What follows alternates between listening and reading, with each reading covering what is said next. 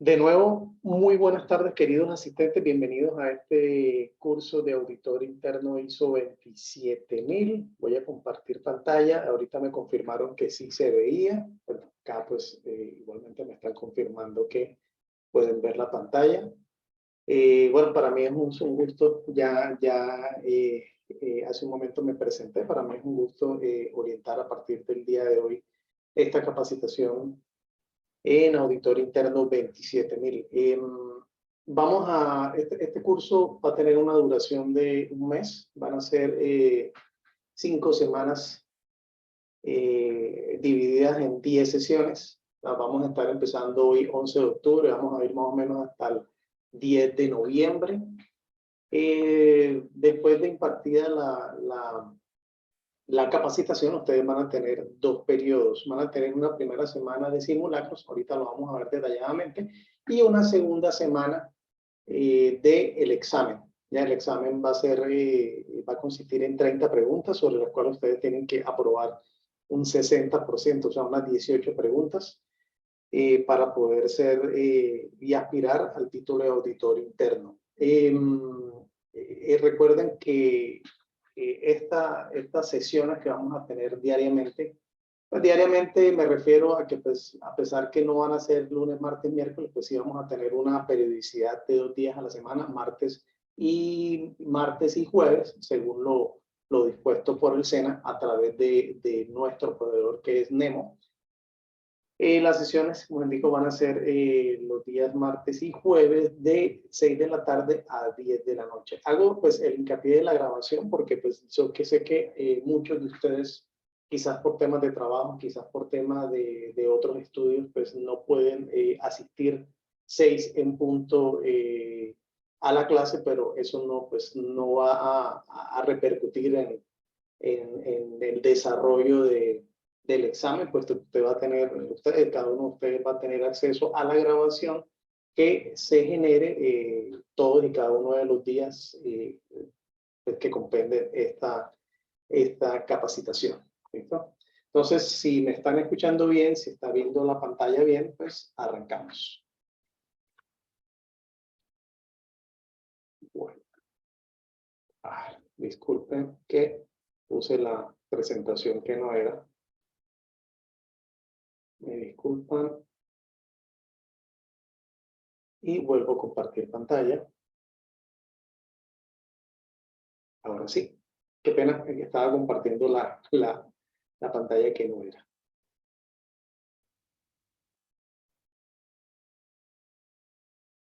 Qué pena. Me devuelvo. Realmente la pantalla de inicio es exactamente igual a la pantalla que coloqué de fondo. Esta ya es la presentación. Entonces, ahora sí arrancamos. Recuerden que la formación a la cual estamos asistiendo el día de hoy es precisamente la que ven en pantalla, que es auditor interno ISO 27000. ¿Ya? Pues además de la formación que van a tener a través de estas sesiones, a través de la grabación, o sea, la repetición de estas sesiones a través de la grabación que les va a quedar en la plataforma, además del material que ustedes ya tienen disponible y pueden descargar desde ya en sus PCs locales para poder examinarla, y obviamente unas lecturas complementarias que ustedes tendrán que hacer además de la adquisición de la norma, además de la adquisición de los documentos, porque en su momento les haré saber. Todo esto pues les va a servir para que ustedes se preparen y a través de esa formación obtengan la certificación que ven en pantalla. Entonces, esta va a ser la estructura del curso. Como les indicaba, nosotros vamos a tener 10 clases, pues esas clases van a ser divididas en 4 horas repartidas en 5 semanas. Estamos arrancando el día de hoy y vamos a estar finalizando sobre el jueves 10 de noviembre. Ahí estaremos completando pues 10 clases. Acá anticipadamente le digo pues que clase mediante material o mediante slide, que es lo que ustedes están viendo actualmente, vamos a tener de la clase número 1 a la clase número 9.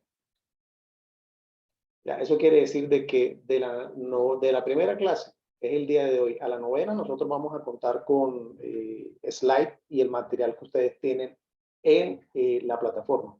La clase número 10 es una clase práctica, donde vamos a estar revisando unos casos prácticos que la idea es que pues hacérselo llegar a través de la plataforma unos días antes para que ustedes puedan examinarlos, investigarlos y cuando lleguemos a esta clase 10 podamos resolverlos y obviamente, y lo más importante, resolver las dudas. Entonces recuerden, 10 clases divididas de la 1 a la 9 mediante el material que ya está disponible en la plataforma y una clase 10 que es pues la clase donde vamos a hacer el caso práctico de auditoría. Recuerden pues que la función más importante o la competencia más importante que deben adquirir es la de auditor. Y en esa clase número 10 pues vamos a estar haciendo un ejercicio de auditoría. Luego van a tener una semana de simulacros. Esa semana pues, es la semana siguiente, del 14 al 20 de noviembre. Los simulacros que van a tener en la plataforma son dos. Realmente son dos tipos de simulacros que pues, van a hacer esas preguntas. Después les voy a mostrar en esa misma clase 10. Esas preguntas van a ser muy parecidas al examen. Obviamente, ustedes sabrán que no pueden ser iguales porque no habría ninguna gracia. Las preguntas van a ser muy similares en el simulacro para que ustedes pues midan qué tanto conocimiento tienen de perdón, de la normativa, qué tanto conocimiento tienen de los conceptos básicos de seguridad y puedan cerrar esas brechas. Posteriormente van a tener 2 semanas para presentar el examen. Aquí hago una aclaración, no es que el examen tenga plazo o tenga espacio de realizarse en 2 semanas, no es así. Usted va a tener una primera oportunidad que pues nuestro proveedor está llamando como primera convocatoria para el examen, que va a ser del 21 al 25 de noviembre. ¿Listo? Entonces, recuerden que acá en los simulacros ustedes pueden realizar ese simulacro cuantas veces ustedes quieran. La idea es que pues mediante el simulacro usted pueda detectar qué brecha tiene, estudiar sobre esa brecha y poder pues llegar a este examen pues ya teniendo un 95 o 100% de las dudas resueltas. Acá lo que pasa, como indicaba, es que si usted por algún motivo, ya sea que tuvo una desconexión, ya sea que usted tuvo un inconveniente a presentar el examen, usted va a poder solicitar al proveedor una segunda, a través de una segunda convocatoria, una oportunidad para presentarlo. Ojo, apreciados asistentes, no estoy diciendo que usted tiene 2 oportunidades para presentar el examen, no. Aquí, pues, esto se ha diseñado porque hay estudiantes, porque como este es un examen que se presenta virtual, usted no tiene que desplazarse a ningún sitio, a ningún centro de evaluación, pues como si algunos exámenes que se presentan a nivel de fabricante como Cisco, como Microsoft, que requieren que usted vaya. Bueno, ya ahora después de pandemia se facilitó un poquito la cosa de desplazarse. Por el tema de pandemia, pues esos exámenes en sitios no estaban tan disponibles, precisamente por el tema de pandemia y por el tema del COVID, pero pues actualmente ya se renovaron esos exámenes en sitio. Entonces, a lo que voy es que este examen, precisamente que ustedes van a cursar después de la formación, sí lo pueden presentar en casa, puede ser de libro abierto, y van a darse cuenta que las preguntas van a ser de análisis.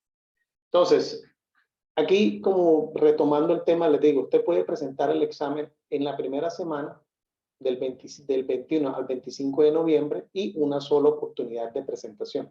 Si usted acá lo perdió, pues ya no va a tener oportunidad a menos que lo solicite al proveedor, exponga por qué fueron las causas, si fue que se le desconectó el internet o tuvo algún impedimento que pues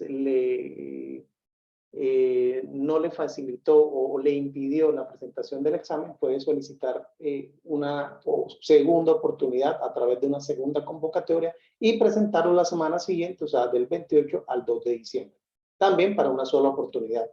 ¿Por qué menciono una sola oportunidad? Porque pues acá en los simulacros usted tiene N posibilidad de presentarlos pues para, como les indicaba, cerrar la brecha a través del ejercicio continuo de las preguntas. Pero en el examen usted va a tener un tiempo mínimo de 2 horas para contestar las 30 preguntas. Entonces, ya sea que usted termine a través de esas 2 horas, termine las 30 preguntas y envíe y gane el examen, o pues si no, pues tuvo algún inconveniente para presentar el examen, puede solicitar una segunda oportunidad o una segunda convocatoria. Una vez usted haya ganado el examen, usted pues una vez haya contestado alrededor de un 60% de las preguntas correctas, usted pues, va a tener la posibilidad de solicitar un certificado. Bueno, realmente no lo va a solicitar, automáticamente la plataforma va a evidenciar que usted pasó el examen y el certificado le va a llegar al correo electrónico que se encuentra inscrito. Este certificado es emitido por un ente certificador y pues la idea es que se le demora aproximadamente 2 semanas después de haber presentado el examen. No sé, chicos, si ustedes tienen alguna duda, pregunta, me la pueden expresar a través del chat. Ahorita les explico pues cuál va a ser nuestro protocolo de comunicaciones a través de esta formación que estamos iniciando el día de hoy.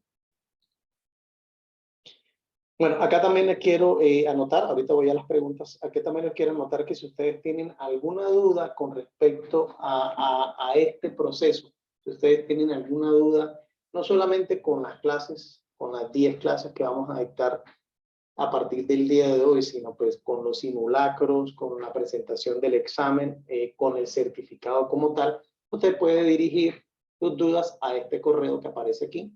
Recuerden que usted en la plataforma mediante el cual usted está ingresando a esta sesión, usted cuenta con una bandeja o un correo, pues, donde usted tiene una bandeja de entrada e igualmente pues va a tener la posibilidad de enviar los correos. Ahí puede escribirme pues los correos a mí. Ahorita les voy a explicar cómo va a funcionar el soporte en cuanto a la capacitación que estamos dictando. Pero igualmente si usted presenta algún problema con la plataforma, tiene alguna duda sobre los simuladores o sobre la presentación del examen y que yo no haya tocado en este espacio, igualmente pues puede dirigir sus dudas, sus inquietudes a este correo. Bueno, acá pues me están confirmando que no hay dudas. Muchas gracias. Seguimos entonces. Acá brevemente pues voy a explicar algunas reglas de juego antes de empezar la capacitación. Pues, la idea es que dejemos claramente establecido cómo vamos a llevar a cabo esta capacitación. Recordemos que pues, nos estamos encontrando en un horario establecido, en unas fechas establecidas. Y es lo siguiente. Como indicaba, el horario de inicio, apreciada audiencia, va a ser de 6 de la tarde a las 10 de la noche. No necesariamente, hago la aclaración, no necesariamente en todas las sesiones vamos a durar hasta las 10 de la noche. Pues, muy difícilmente he llegado a las 10 de la noche. A mí particularmente me gusta dictar las capacitaciones de una manera muy dinámica. Me gusta optimizar el tiempo de las sesiones porque pues, yo sé que ustedes, muchos de ustedes trabajan o están estudiando en un horario distinto y tienen este espacio pues adicional para poder ampliar sus conocimientos y su hoja de vida. Por eso pues no creo pues en un caso extremo lleguemos hasta las 10 de la noche, pero pues si hay muchas preguntas, si hay muchas dudas, pues este es el plazo máximo en que podemos estar. La hora de comienzo, la hora establecida para el inicio de las capacitaciones va a ser las 6 de la tarde. Digamos, acá le menciono algo como, pues yo soy optimizador, como le acabo de indicar, me gusta mucho optimizar el tiempo mío y de los estudiantes, pues sí me gusta ser muy puntual, a menos que pues que tenga algún inconveniente a nivel laboral, porque pues yo también me desempeño, como les indicaba, a nivel profesional, a menos que tenga un inconveniente profesional que pues en dado caso yo le aviso al proveedor y el proveedor les avisa a ustedes, pues nunca trataré de no faltar, pero pues como Nadie, absolutamente nadie sobre la Tierra es infalible. En algún momento, si tengo algún inconveniente, se los haré saber y la clase pues, podrá empezar un poquito más tarde o incluso podrá ser pospuesta. Hasta ahora, pues, no me ha ocurrido, pues ya llevo varios ciclos acá con el SENA y afortunadamente he podido ser puntual con todos los grupos. Pero entonces, la hora de inicio, pues, vamos a tratar que sea siempre a las 6 de la tarde, dando de pronto una tolerancia de unos 5 o 10 minutos máximo.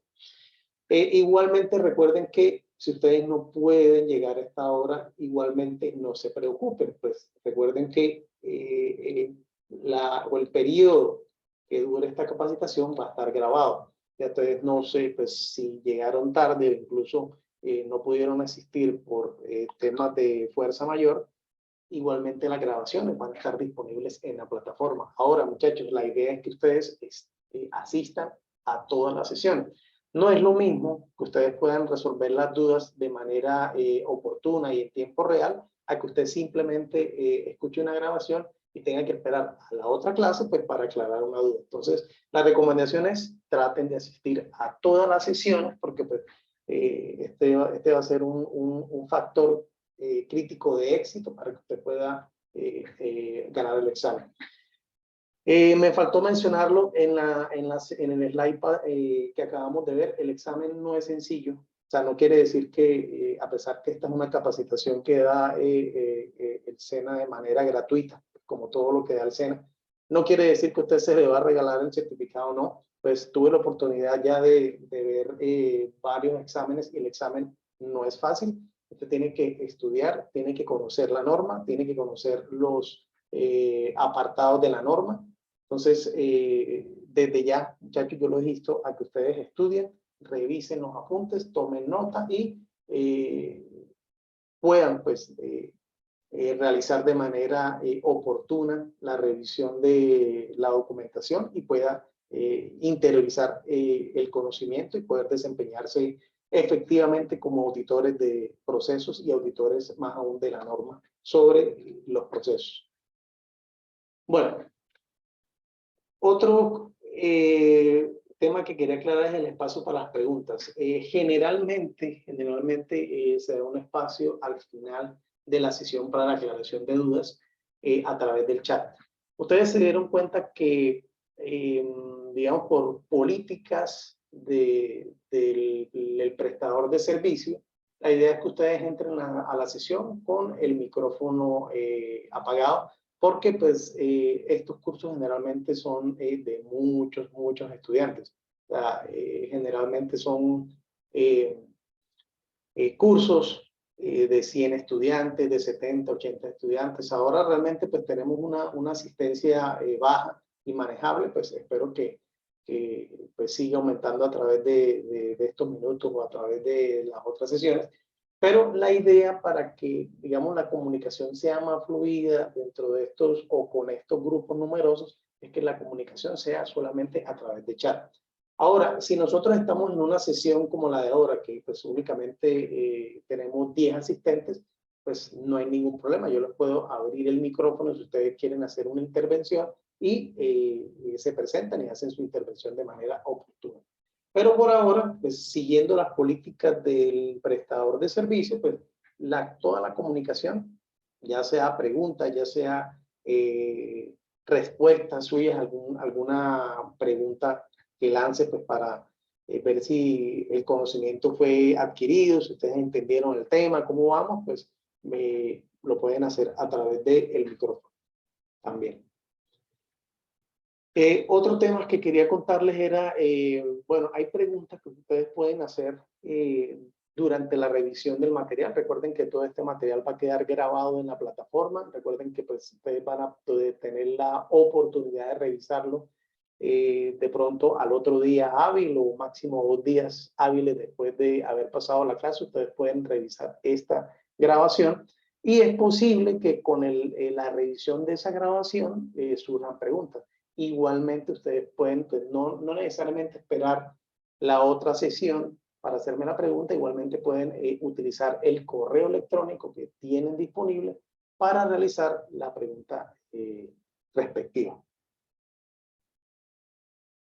La idea es que pues como esta sesión es extensa, muchachos, ustedes están viendo que tenemos una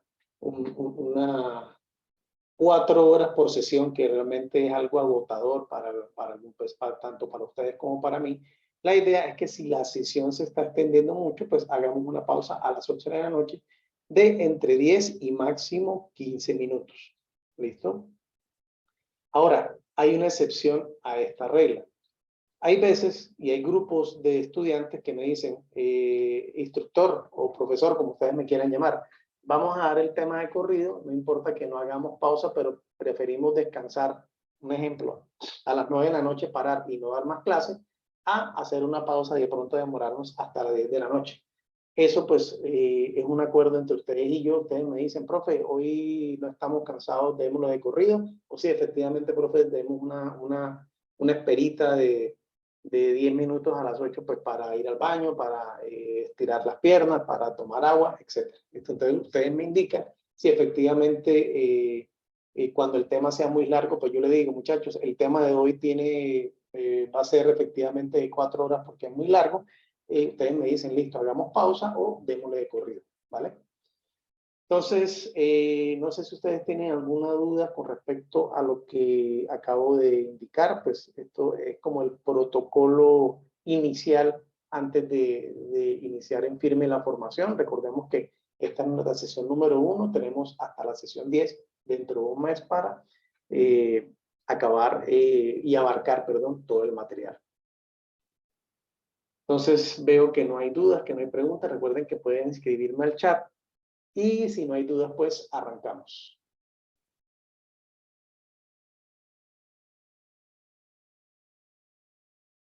Ok, muchas gracias por la confirmación. Entonces, seguimos.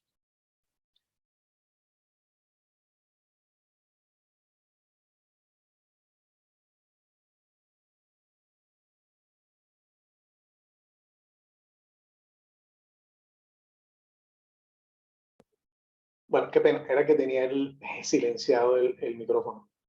Bueno, en este primer módulo nosotros vamos a tocar varios temas básicos de seguridad. No vamos todavía a entrar en materia acerca de lo que implica un sistema de gestión de seguridad.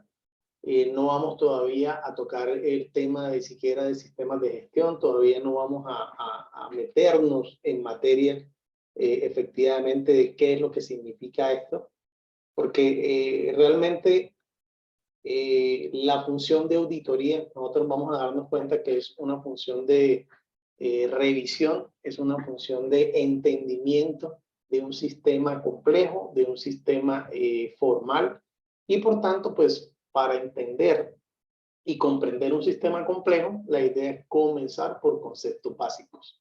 Entonces, ¿qué les puedo contar de un sistema de gestión de seguridad? Pues, como les indicaba, es un sistema complejo sobre el cual debemos primero entender conceptos básicos de seguridad informática y seguridad de la información. Entonces, este precisamente es el objetivo de este primer módulo del día de hoy, que ustedes se lleven e interioricen muchos conceptos. Realmente, pues, no estamos abarcando la totalidad de los conceptos, pues nos llevaría 2 o 3 sesiones abarcar todos los conceptos de seguridad informática y seguridad de la información. Vamos a abarcar los conceptos más importantes, vamos a abarcar los conceptos básicos que ustedes deben comprender e interiorizar para poder comprender lo que viene más adelante, que es cómo se construye, cómo se diseña un sistema de gestión de seguridad, cómo se audita un sistema de gestión basado en ISO, qué es la ISO y cuál es la estructura de la norma. ¿Listo? Entonces, repaso, vamos por partes, que esto que está aquí, ustedes pueden ver que se divide en muchas partes. El día de hoy vamos a entender los conceptos básicos de seguridad informática. Esas son como las bases que van a soportar esta estructura. Después vamos a entender conceptos de sistemas de gestión. Después vamos a entender el concepto de sistema de gestión, pero de seguridad de la información. Vamos a entender qué es una norma ISO y qué es la ISO. Y después pues vamos ya a entrar en materia de estudiar exactamente el estándar 27001 o la familia 27000, porque realmente no es una sola norma. Vamos a darnos cuenta que es un grupo y una familia de normas bien extenso, para pues ya en los últimos slides pues poder estudiar bien lo que es la función de auditoría, que al final es lo que usted va a realizar de manera, esperemos que de manera efectiva. ¿Listo? Entonces, si está claro el tema, arranquemos. Entonces, ¿cuál es el contenido del día de hoy? No creo, pues, realmente, créanme que no nos va a tomar de aquí hasta las 10 de la noche. Es un tema sencillo y arranquemos. Primero, pues, vamos a analizar y tener claro qué es la seguridad informática y qué es la seguridad de la información, haciendo la diferencia entre cada uno de estos conceptos, cada una de estas disciplinas, por decirlo así. Ahorita vamos a darnos cuenta que una es un subconjunto de la otra, pero están bien diferenciadas. Luego vamos a estudiar propiedades de la seguridad de la información. En algunos textos o algunos autores, en vez de propiedades, lo llaman pilares de la seguridad de la información, pero pues realmente en este contexto son sinónimos, nombrar propiedades a pilares. Repasar algunos conceptos de autenticación y autorización, esto es muy importante tenerlo claro.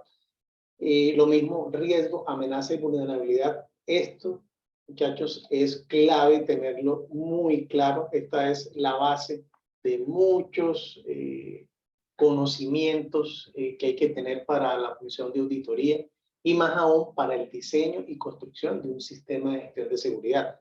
Saber exactamente qué es un riesgo, qué es una amenaza y qué es una vulnerabilidad. Después, pues repasar algunos conceptos sobre el hacking, qué es la función de hacking, los tipos de hackers que hay. Pues recordemos que estamos construyendo algo que va a proteger contra amenazas informáticas entre esto y entre estas, pues el hacking. Y por último, pues algunas diferencias sobre los sistemas que van a ser soportados por el sistema de gestión de seguridad, entre los cuales podemos encontrar sistemas IT o sistemas de operaciones o de gestión de operaciones como OT. Recuerden, chicos, que en cualquier momento, si tienen alguna duda urgente, me la hacen saber a través del chat, o si no, pues la anotan y la dejamos para el final de la sesión. Recuerden también que si voy muy rápido, si no me escuchan, por favor me lo hacen saber para pues, repetir el concepto, para que quede en la grabación y que pues, el concepto y la explicación quede clara.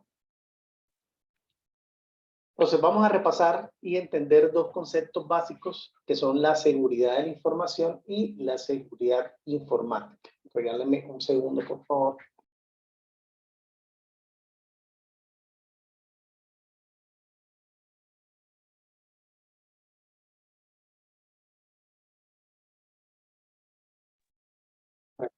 Estaba acomodando el micrófono. Bueno, repasando estos dos conceptos, podemos detallar lo siguiente. Tenemos dos subconjuntos. Vamos a colocar acá círculo y otro círculo acá, un poco más pequeño, adentro. Es la teoría de conjuntos. Tenemos un conjunto A y un conjunto B. Y podemos haciendo, recuerden la matemática de primaria cuando uno hacía unión de conjuntos, que uno decía A, unión B, pues que era igual a todo lo que está aquí, ¿no? Siendo un subconjunto, ¿no? Entonces, estos dos conceptos se pueden relacionar de la misma forma o de manera similar a que uno conocía en matemáticas la unión de los conjuntos. Dos conceptos que están relacionados al ser uno un subconjunto del otro. Entonces tenemos dos conceptos separados, uno que es la seguridad de la información y la seguridad informática. Podemos conocer o definir a nivel conceptual la seguridad de la información como un conjunto de medidas preventivas y reactivas que las organizaciones adoptan con el fin de resguardar y proteger la información. Y la seguridad informática se puede definir conceptualmente como los métodos y herramientas destinados a proteger la información y por ende los sistemas informáticos de amenazas de esta índole, informáticas.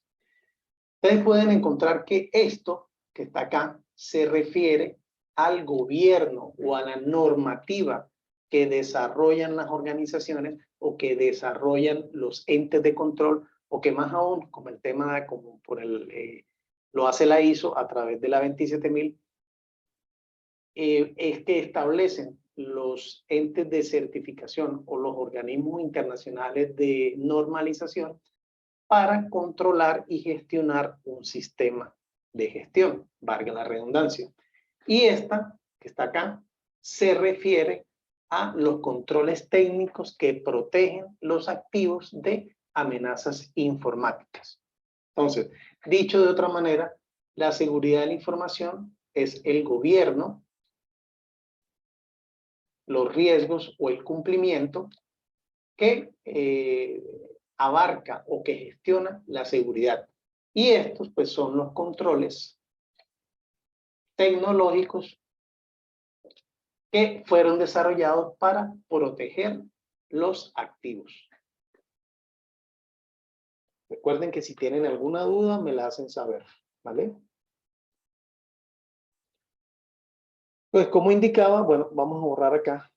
Disculpan que voy a borrar acá para que se vea el concepto acá.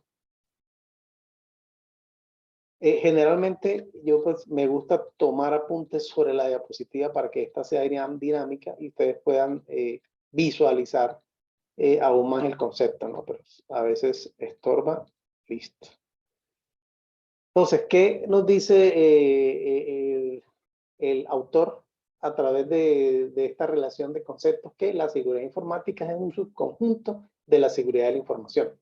Ahora, hay otro concepto relacionado que no se menciona aquí, pero que vale la pena indicar, que es la ciberseguridad. La ciberseguridad también es otro subconjunto de la seguridad de la información. Entonces, vamos a dibujarlo de pronto de una mejor manera acá. Yo tengo una seguridad de la información que me da los estatutos y el gobierno para poder gestionar y gobernar la seguridad. Por acá, en un pedazo, tengo la seguridad informática. Seguridad informática. Que es la que gestiona los controles técnicos, los firewalls, los IPS, toda la tecnología desarrollada para proteger los activos. Y tengo la ciberseguridad, que son las medidas para proteger los activos del ciberespacio o toda la información que está expuesta. Entonces, al final, pues yo tengo un solo elemento, que es la seguridad de la información, que al final tiene, entre todas, el objetivo de proteger los activos contra amenazas tecnológicas, es decir, materialización de riesgos.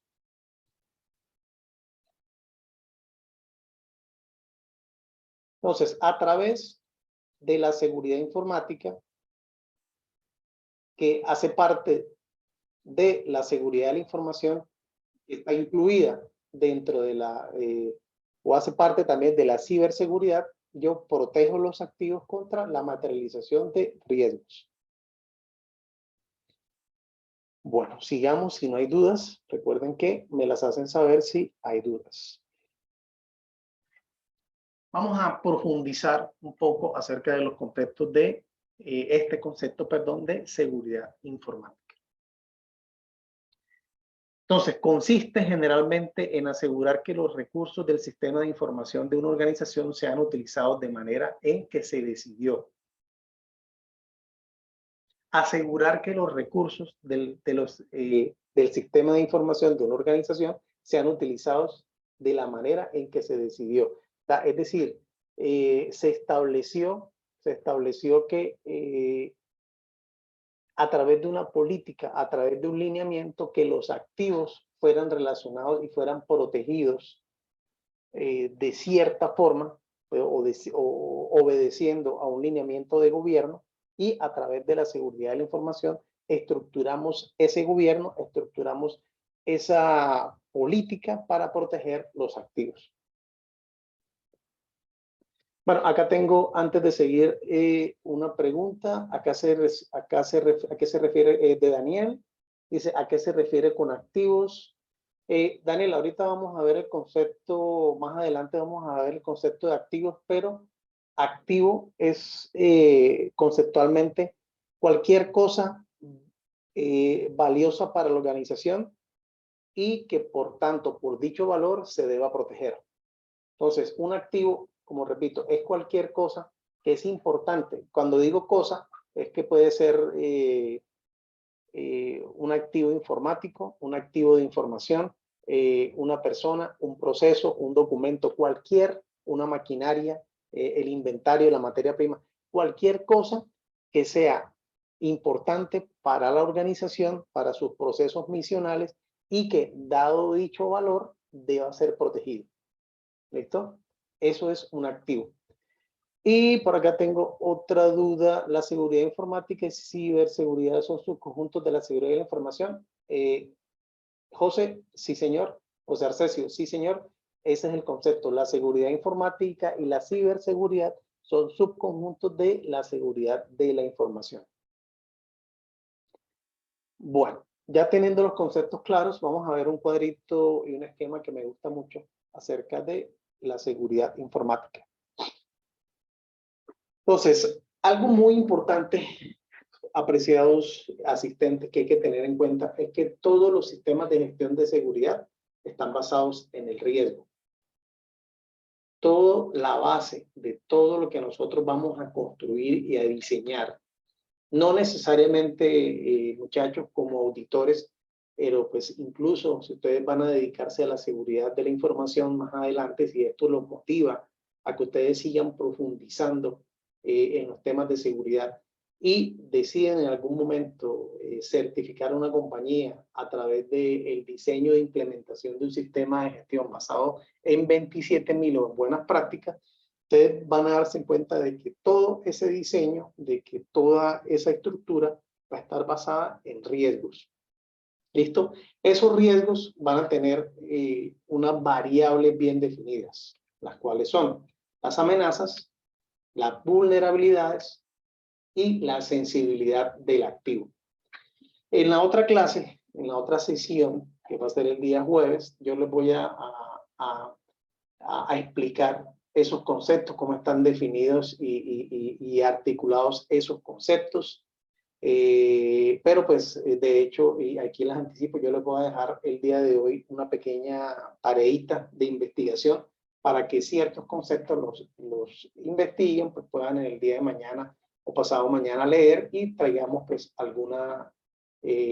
algún conocimiento previo que ustedes puedan traer y poder resolver esas dudas en la otra clase.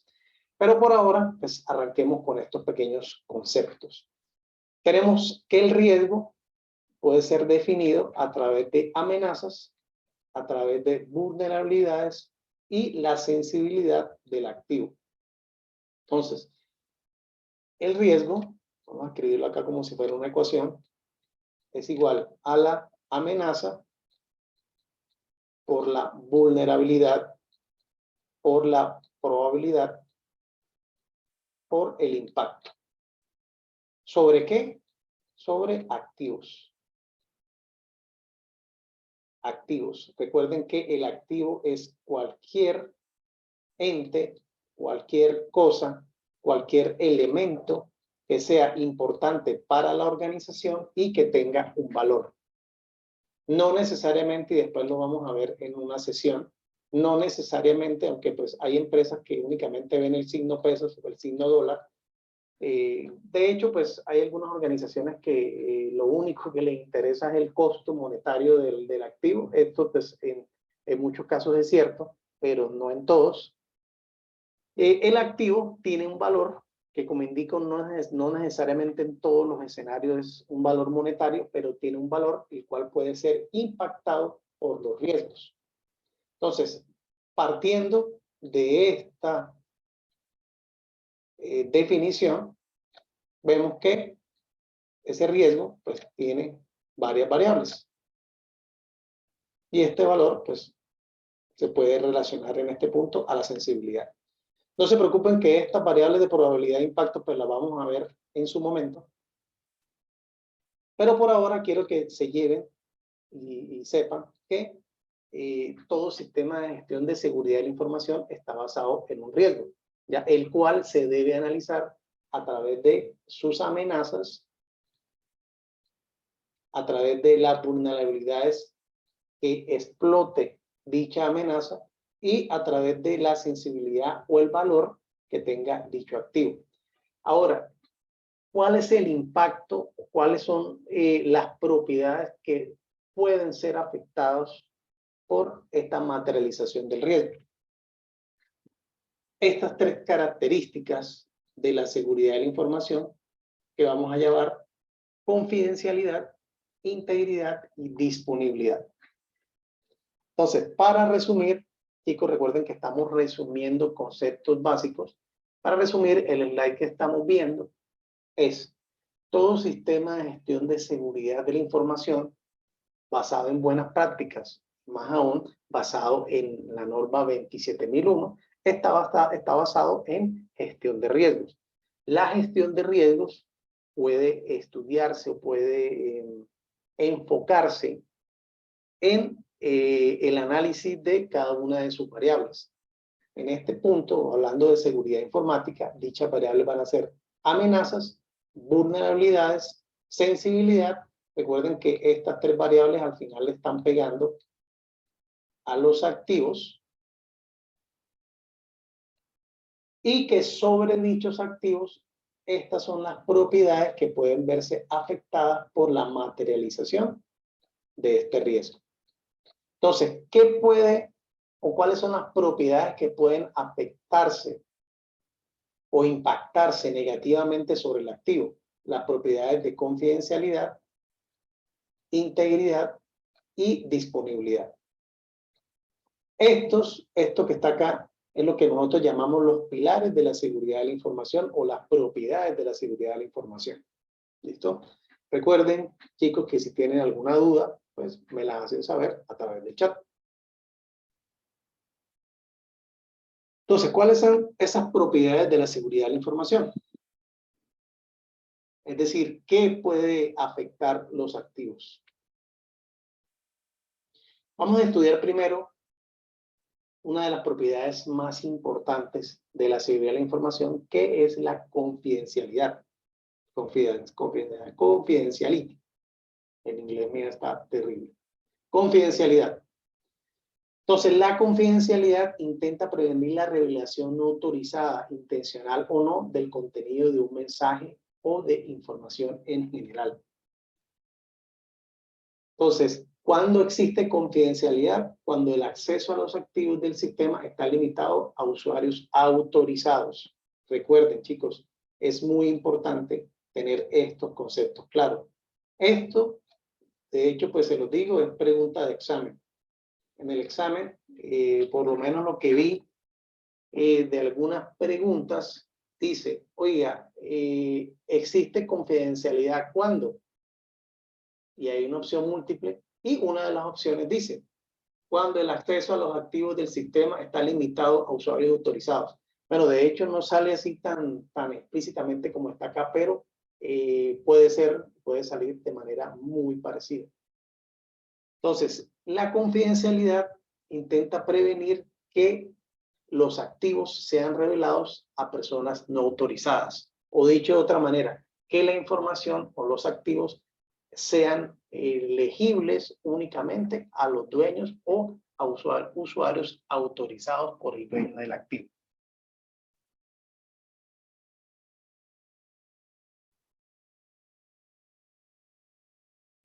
Bueno, acá ya estaba viendo algunos comentarios, pero no hay preguntas. ¿Cuándo existe pérdida de confidencialidad? Es decir, cuando existe exfiltración de información hacia usuarios o hacia personas no autorizadas para leer o acceder a dicha información. Entonces, ¿cómo puede producirse esa pérdida de confidencialidad? Pues por medio de una publicación intencional de información o por medio de un mal uso de derechos de acceso a un sistema. Es decir, esto que está acá abajo, chicos, es la forma como se puede, pues, al menos 2 ejemplos de pérdida de confidencialidad. Cuando existe exfiltración de información confidencial, o sea, información sobre la cual usted no tiene derecho a leerla, no tiene derecho a accederla siquiera o a descargarla siquiera, pues hay una violación de la confidencialidad. Un ejemplo, muchachos, y pues abro el chat para que me den algún ejemplo. Un ejemplo de pérdida de confidencialidad es cuando, un ejemplo, en una clínica, usted tiene una historia clínica con datos confidenciales, datos privados y datos sensibles de su estado de salud, etc. Esta información únicamente debe estar disponible al médico, al personal médico y al paciente. ¿Listo? Para acceder a esta información, usted o cualquier persona o una autoridad necesita una autorización legal, o sea, un poder, un juez o una autoridad judicial debe tener o debe permitirle el acceso a la información porque pues este derecho a la confidencialidad está protegido constitucionalmente.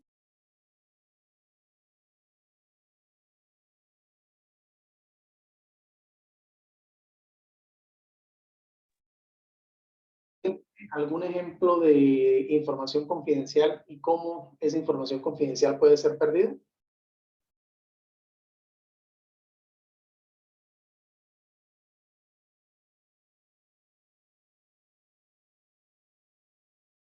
¿Escuchan, verdad?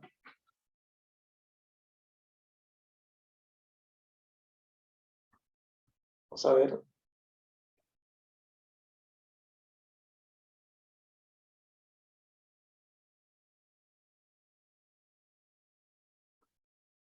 Es correcto. Aquí pues los ejemplos que me están dando, efectivamente tener ingreso a bases de datos de clientes, dejar la información en algún lugar público como la recepción y alguien la lee, acceso a los correos electrónicos, exacto.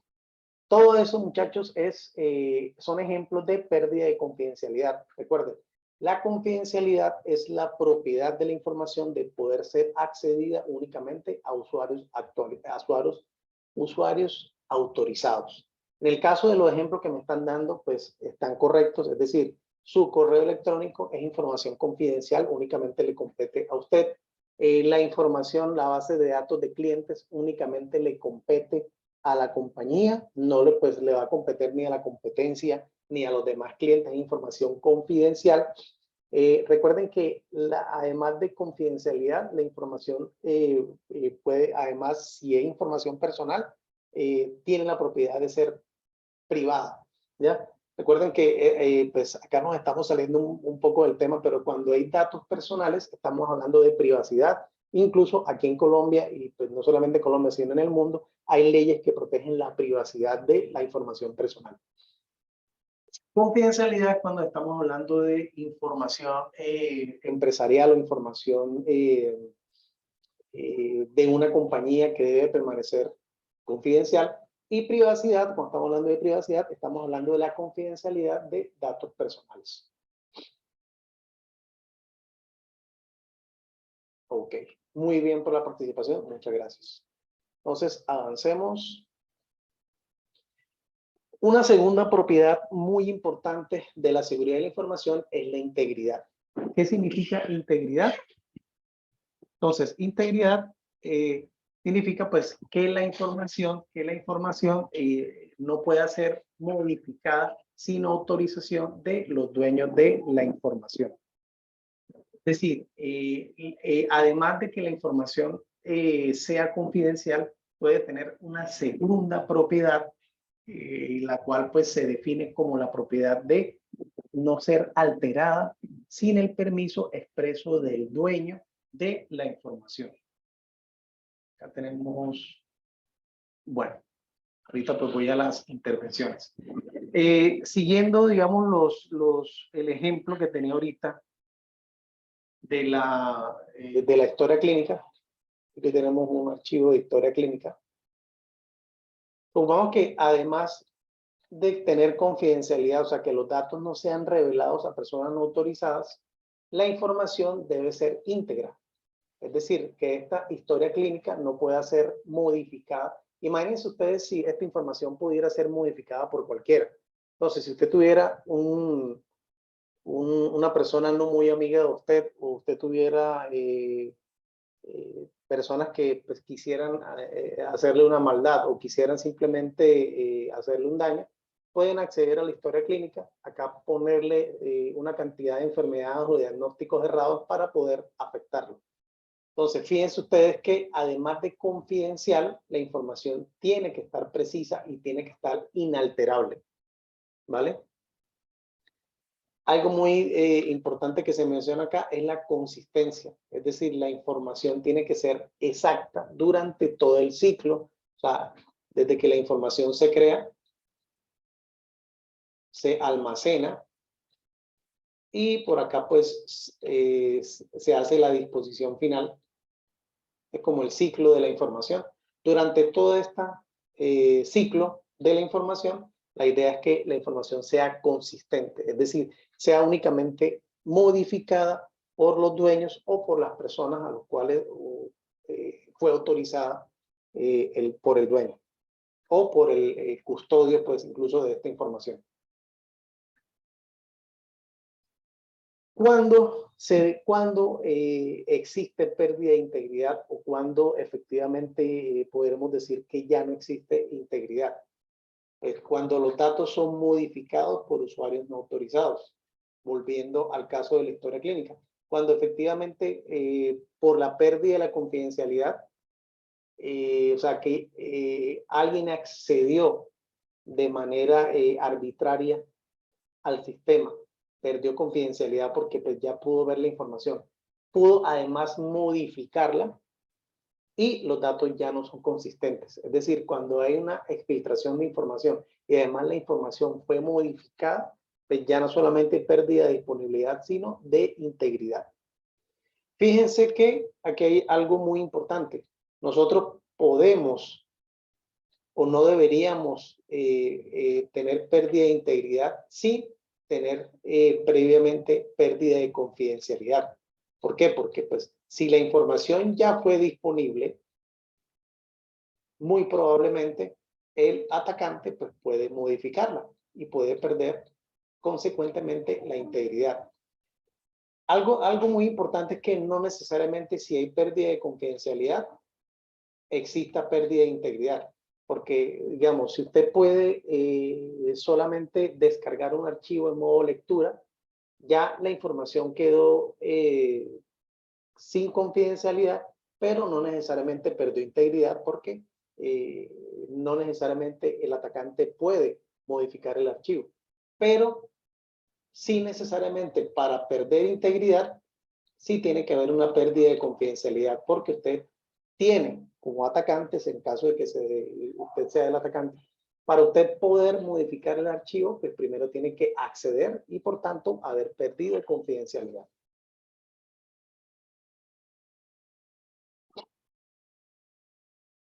Sí, efectivamente, acá para Carlos Javier, efectivamente la modificación no autorizada de la información es pérdida de integridad.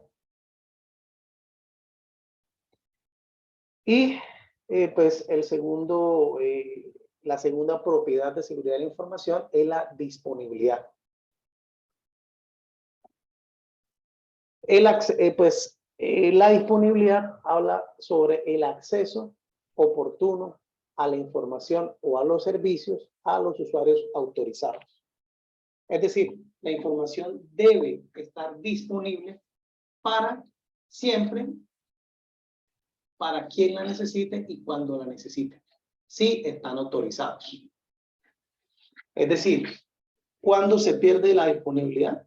Pues cuando los usuarios autorizados ya no tienen acceso a el servicio o a la información sobre la cual están autorizados. Es decir, volviendo al tema de de la historia clínica. Esta historia clínica, esta información debería estar disponible para los usuarios autorizados, en este caso el personal médico y el paciente. Entonces, si por algún motivo, por algún ataque o por algún evento, esta disponibilidad, esta información ya no está disponible para estos usuarios, le dice que hay una pérdida de disponibilidad. No necesariamente se ha perdido la integridad, no necesariamente se ha perdido la confidencialidad, pero si la información no está disponible, pues te dice que ha perdido una de las propiedades, que es la disponibilidad. Esto se ve mucho, chicos, con los servicios web. Cuando una página web no está disponible, pues se dice que ha perdido la disponibilidad y es un impacto a la disponibilidad, es decir, el servicio, ya sea por un ataque o por un evento externo o por una calamidad, por un evento catastrófico, el servicio ya no está disponible. Ahora, antes de pasar al otro slide, quiero anotar siempre para cada uno de los pilares, siempre van a existir controles. Es decir, van a existir controles para proteger la confidencialidad, van a existir controles para proteger la integridad y van a existir controles para garantizar la disponibilidad. Después, cuando estemos analizando, estemos en el capítulo de gestión de riesgo y análisis de controles, vamos a estudiar de manera semiprofunda. Digo semiprofunda porque no vamos a entrar mucho en detalle, pero sí vamos a detallar cuáles son los tipos de controles que van a apoyar o que van a proteger cada uno de estos pilares. Bueno,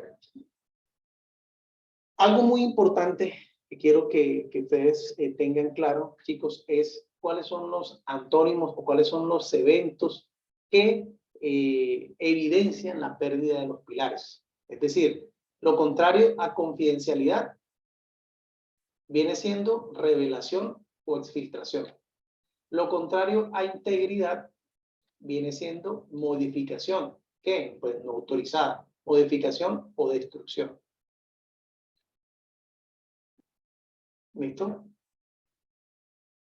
Y lo contrario a la disponibilidad es pues la no disponibilidad, es decir, el servicio no está disponible.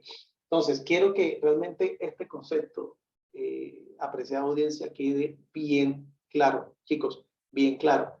¿Qué significa confidencialidad? ¿Qué significa integridad? ¿Qué significa disponibilidad? ¿Ya? Y cuándo no existe cada uno de estos pilares. Porque es muy importante que lo tengamos claro, porque justo como lo está representando la imagen, estos son los pilares de la seguridad de la información y esto es lo que debe garantizar esto que vamos a estudiar la otra clase, que son los sistemas de gestión de seguridad de la información. Entonces, si nosotros vamos a estar estudiando los sistemas de gestión de seguridad de la información, los cuales están basados en 27.000, como indicaba, pues la idea es que usted tenga claro este concepto de cuándo un sistema se puede considerar seguro basado en estas propiedades. Chicos, ¿tienen alguna pregunta o duda hasta ahora? ¿Todo está claro? Por favor, me indican si esto quedó claro.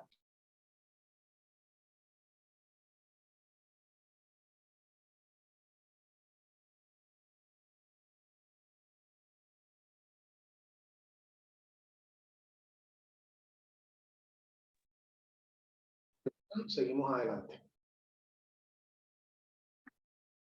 Recuerden que esta grabación va a quedar disponible en la plataforma para el posterior análisis cuando ustedes lo deseen.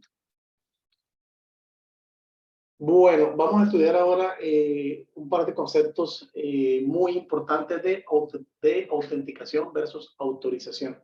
Acá hay un concepto adicional que yo voy a indicar, que es el de identificación y cómo sobre una línea de tiempo pues van a darse esos conceptos.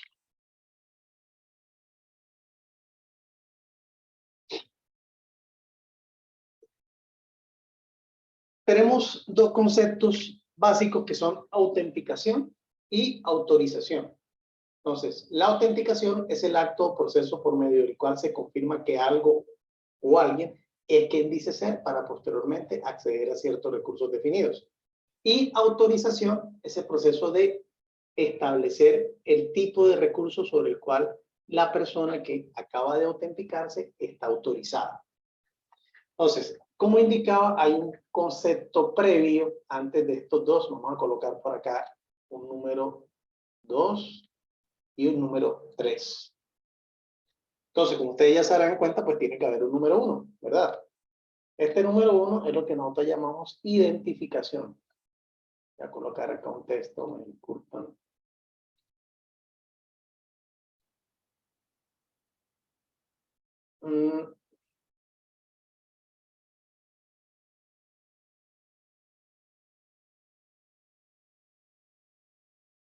Acá no me deja escribir, pero identificación, ID. Es decir, la identificación, chicos, es el proceso por medio del cual yo porto una identificación. Yo tengo algo que me distingue de un individuo. Es decir, tengo un nombre, tengo un apellido, tengo un número de cédula, tengo un número de tarjeta militar en caso de los hombres, tengo una tarjeta de conducción, tengo algo que me identifica y hace que sea distinto de los demás. ¿Listo? Este es, pues, el autor no lo está colocando acá porque realmente es sencillo, pero yo sí lo estoy mencionando porque es el primer paso de el proceso. Primero, yo debo portar una identificación. Es algo tan simple como cuando usted está en un lugar y llega la autoridad, que es lo primero que le solicita, por favor, identifíquese. Usted saca una cédula, saca un documento de identidad que está diciendo efectivamente que usted es dueño de una identidad, un nombre, un apellido, una nacionalidad y pues otros datos que están asociados a esa identidad. Entonces, ¿cuál es el concepto de identidad? Portar una identidad. Es decir, identificarse es portar una identidad. Portar un carnet, portar una cédula, algo que lo individualice del resto de la humanidad. Lo que viene entonces a continuación, después de haberse identificado, es la autenticación. ¿Qué nos está diciendo que la autenticación es que usted va por medio, usted no, pues la entidad a la cual usted está presentando la identificación va a validar si efectivamente esta identificación es válida. ¿Ya? Entonces, por eso tenemos acá como una huellita. Ahorita vamos a ver que existen varios tipos de autenticación, entre ellos pues el tipo de autenticación 3, que es el dato biométrico, pero pues a través de procesos, el ente autenticador o la tecnología de autenticación va a definir si efectivamente la identidad es válida o por el contrario es inválida. ¿Listo? Ese es el segundo paso en este proceso de autenticación. Y una vez que este proceso se surte o este proceso es efectivo, viene la autorización. Es decir, una vez que el sistema o el ente de autenticación verifica que la autenticación es válida, que usted es quien dice ser, el sistema pasa a autorizarle, es decir, otorgarle privilegios sobre los elementos de este sistema para que usted pueda hacer uso de dichos elementos. Entonces, viéndolo desde el punto de vista, digamos, para que todos nos entendamos, es decir, haciendo el ejemplo de un computadorcito por acá, donde usted va a iniciar sesión, identificación es poner, un ejemplo, un nombre de usuario. Usted tiene acá los campos. Acá tiene el campo de usuario. Cuando usted digita el campo de usuario, usted se está identificando. Cuando usted coloca la contraseña, o sea, el password, PWD, el password, usted se está autenticando. La contraseña es un un factor de autenticación. ¿Listo?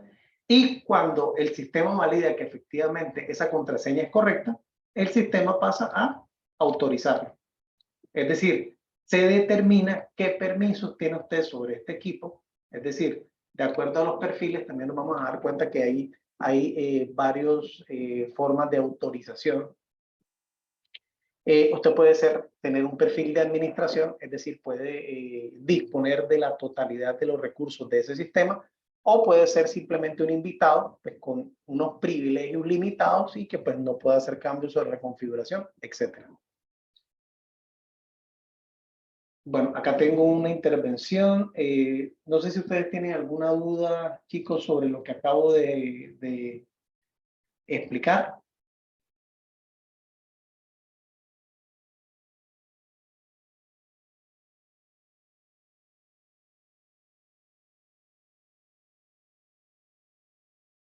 Intervención de Daniel Felipe. Me dice, yo no debo ser autorizado primero para que me dé una autenticación. No, no, no. Primero, como digo, chicos, este flujo del proceso siempre es en este sentido. Primero, yo debo tener una identificación. Después, esa identificación va a ser autenticada. Y una vez autenticado, yo logro una autorización. ¿Ya? Yo logro una autorización. Otra cosa es que el proceso se establezca de principio a fin antes de ponerlo en marcha. Es decir, esto pues no ocurre, digamos, de la noche a la mañana o de un día para otro. Es decir, un usuario, pues si usted está dentro de, hagamos de cuenta, pues el acceso físico a un data center. Si alguien requiere ingresar a un data center, primero pues tiene que tener una identificación, pero previamente tiene que enviarse un correo, o sea, enviarse una solicitud a la empresa o al ente o al organismo que esté controlando el acceso. El ente verifica efectivamente que el correo es autorizado, prepara y autoriza de acuerdo al correo cuáles son las áreas que debe visitar y deja listo todo. En ese momento, el día que usted tiene autorización para entrar, pues viene todo el proceso. Es decir, usted se identifica, se autentica y al entrar, pues le garantiza la autorización sobre el lugar restringido. Pero fíjense ustedes que hubo un proceso previo de enrolamiento, un proceso previo de matrícula, es decir, sobre el sistema para poder ingresar.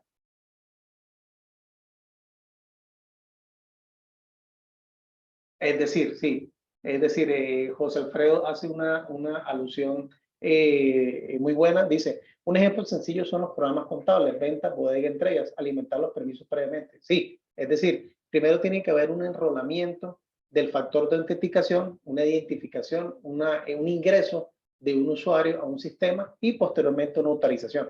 A partir de ese punto, cuando ya está el usuario por decirlo así, y este es el término correcto, enrolado sobre el sistema, es que procedemos al proceso de ingreso. ¿Qué se da? Pues en este sentido. Primero una identificación, luego una autenticación y luego la autorización. Bueno, sigamos, si no hay más dudas. Vamos a estudiar brevemente esos tipos de autenticación. Es decir, cuáles son las formas o los tipos en que nosotros vamos a validar la identidad. Hay un primer grupo de sistemas basados en algo conocido, o sea, en algo que usted sabe, o something you know, en inglés. Ejemplo, una contraseña o un número de identificación personal, PIN. Es decir, algo que usted conoce. Entonces, usted porta una identidad y después de portar una identidad, el sistema pide que usted autentique esa identidad a través de algo que usted conoce, que puede ser una contraseña o puede ser un PIN. Un ejemplo también de este tipo de autenticación es cuando usted retira el dinero, pues una vez que usted le han pagado. Usted va al cajero, el cajero usted pide que se identifique. La identificación es el código que se encuentra en la tarjeta y además de eso, pues para autenticar le pide una contraseña que pues nosotros llamamos contraseña o PIN. ¿Listo? Que generalmente pues son 4 dígitos. Entonces, recuerde que aquí también está haciendo el proceso. Usted porta su tarjeta de débito, usted la ingresa al cajero, el cajero la identifica con un número serial, esa es la identificación. Pero luego le pide una autenticación a través de la digitación de un PIN, que es un número de 4 dígitos. Entonces, este es un sistema basado en algo conocido o un factor de autenticación tipo 1. Un segundo factor de autenticación o tipo 2 es algo que usted posee. Entonces, algo que usted posee es una tarjeta de identidad, una tarjeta inteligente o una tarjeta de coordenadas. Es decir, cuando usted va a entrar a una compañía y el carnet tiene una tarjeta de proximidad, pues esto es algo que usted posee. O sea, cuando usted se acerca a la compañía, hay un vigilante o una zona de recepción donde usted lo identifican con su foto, con su carnet, y además usted tiene que acercar ese carnet a un sensor para que sea leído. De hecho, el sensor automáticamente registra sus datos y registra su hora de entrada y pues ya está autenticado con el solo porte de ese token o ese carnet, ¿ya? Otro de los ejemplos de estos tipos de autenticación en algo poseído es el token. Esto pues realmente ya no se usa, o muy poco se usa los tokens físicos que repartían o le daban los bancos a sus clientes, que era si usted iba a hacer alguna transacción, el sistema le pedía una contraseña y como segundo factor de autenticación le pedía el número del token. El token era un llaverito, si ustedes tuvieron oportunidad de conocerlo, un llaverito que tiene una pantalla digital y en la pantalla digital aparecen unos números aleatorios. Entonces, cada vez que usted iba a hacer alguna transacción, además de autenticarse mediante una contraseña, pues le pedía el número que estaba en ese token. Ese token, pues, en este caso, era un factor de autenticación tipo 2 o basado en algo poseído. Entonces, este token pues ya ha sido reemplazado por otras aplicaciones. Ya no necesita usted tener un token físico, si tiene un token virtual y realmente el teléfono celular, cuando usted instala la aplicación, funciona como algo poseído o el token. Y tenemos un tercer factor de autenticación, que es sistemas basados en algo que es. Es decir, validar la identidad o autenticar a través de algo, una característica física de un usuario o un acto involuntario del mismo.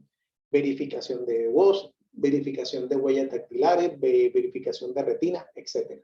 Esto es lo que nosotros conocemos como un dato biométrico, es decir, una característica única e irrepetible de un usuario o de un individuo, ¿vale?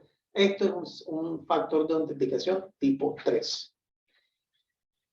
Algo muy importante, chicos, que ahorita estaba mencionando un compañero, es autenticación fuerte.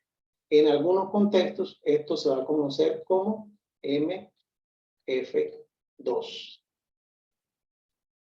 Multifactor Authenticator o doble factor de autenticación. Es decir, generalmente los sistemas complejos o los sistemas críticos o los sistemas con información muy crítica, confidencial, tienen al menos 2 factores de autenticación o hasta 3 factores. Es decir, para usted autenticarse, usted debe poseer un ejemplo, una contraseña o un PIN, debe poseer un token y además debe poseer un dato biométrico. Entonces, la seguridad va a ser directamente proporcional al número de factores de autenticación. Es decir, cuando nosotros nos hablan de autenticación fuerte, es que estamos utilizando al menos 2 factores de los que he explicado hasta ahora.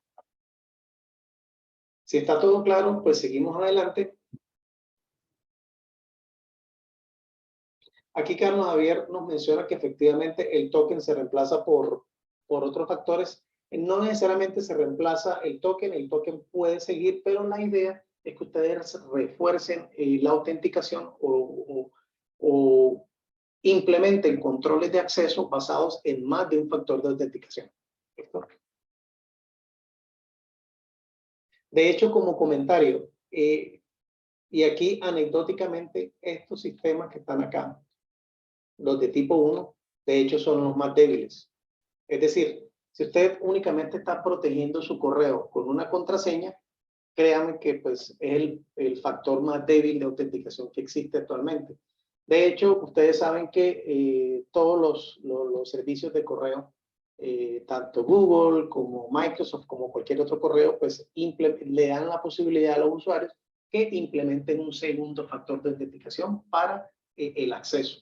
O sea, de hecho, usted Google puede configurarlo de tal manera que cada vez que vaya a acceder, pues él le mande un mensaje a un teléfono para que usted pueda pues, verificar que efectivamente usted es el que está ingresando y en caso de que le roben la contraseña, pues esa persona no pueda acceder sin ese código. ¿Vale? Entonces, una contraseña, aquí como para que ustedes lo tengan de manera anecdótica, no es la mejor forma de proteger un acceso o no es la mejor forma de autenticar un usuario. La idea es utilizar al menos, si no son todos los 3 factores, más de uno. Bueno, sigamos adelante.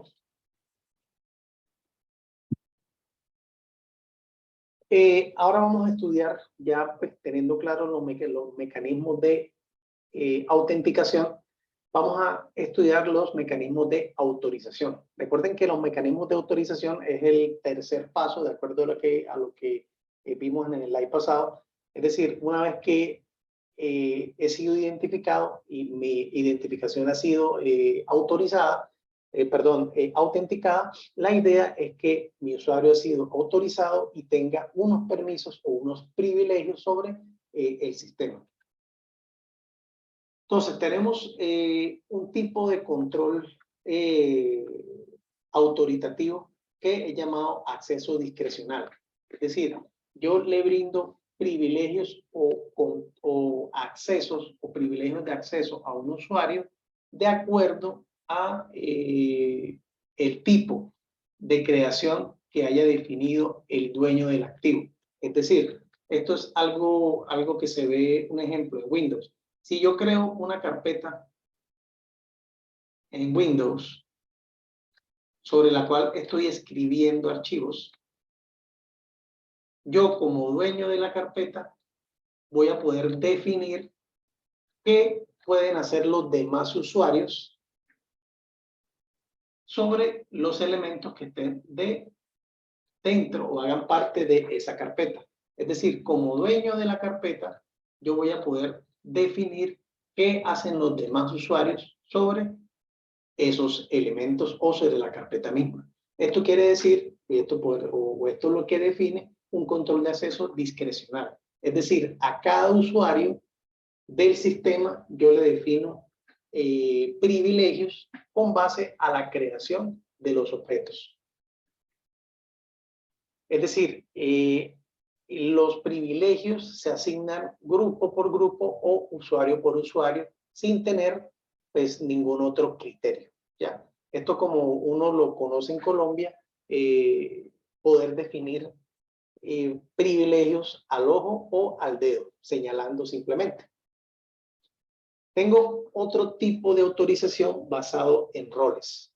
Control de acceso basado en roles. Es decir, yo defino un tipo de rol o un tipo de papel para cada usuario. Vamos a dibujar, por ejemplo, una persona.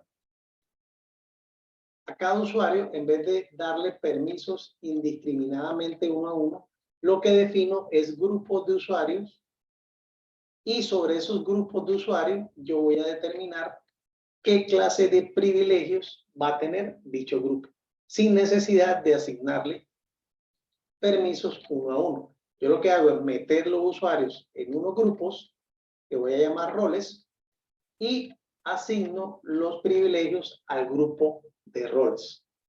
Esto pues lo podemos ver un poco más fácilmente cuando definimos un ejemplo, el tipo de usuario en Windows. En Windows nosotros tenemos admin o administradores, tenemos invitados Tenemos otro tipo de usuario, creo que se llama implementador. Y pues bueno, no recuerdo qué otros tipos de usuario de Windows, ¿ya?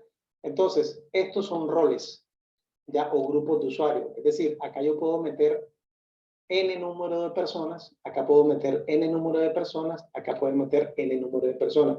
Y los privilegios los voy a definir por grupo y no por persona. Así pues como se hace de manera discrecional en el primero. Gracias, José. Pues el otro sí es desarrollador, ¿verdad? Desarrollador. Y un último grupo de control de acceso es control de acceso obligatorio o mandatory access control. Es decir, yo defino políticas sobre un etiquetado de objetos del sistema y en base a esas políticas es que defino los privilegios de cada usuario. Es decir, no voy a utilizar roles, no voy a asignar permisos usuario por usuario. En vez de eso, voy a definir acá un sistema, vamos a poner mi PC acá. Y acá defino como unas políticas. Vamos a poner como si esto fuera una pared acá. Y como una pared que está protegiendo el sistema. Y acá estoy definiendo como un filtrado. Es decir, todo lo que viene del exterior como si fuera una especie de firewall, ¿no? Todo lo que viene del exterior, yo lo filtro, de modo pues que de acuerdo a las políticas que yo he definido acá, yo voy a poder definir qué puede hacer el usuario dentro del sistema. Esto pues funciona con el etiquetado de elementos, con el etiquetado de información y sobre sistemas especiales sobre los cuales puede definirse una política. Digamos, el ejemplo, digamos, técnico más viable para explicar este tipo de control de acceso es el NAC. ¿Alguien ha escuchado lo que es el NAC? Es el Network Access Control. Es un sistema centralizado que me permite administrar el acceso a la red de manera centralizada y poder definir cada usuario o cada grupo de usuarios qué puede hacer o no, dependiendo del cumplimiento de ciertas políticas sobre los objetos de la red o los objetos del sistema. Muchachos, ¿tienen alguna duda sobre estos temas? Pues sé que son conceptos técnicos, sé que pues quizás desconociendo cada uno, pues cada uno de ustedes qué conocimiento previo o no pues tiene de temas de seguridad. Me avisan si estamos yendo muy rápido, si requiere de pronto alguna profundización adicional o vamos bien.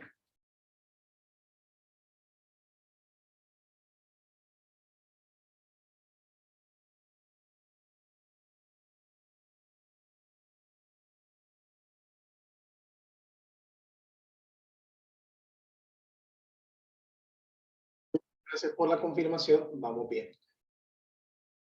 Bueno, sigamos adelante.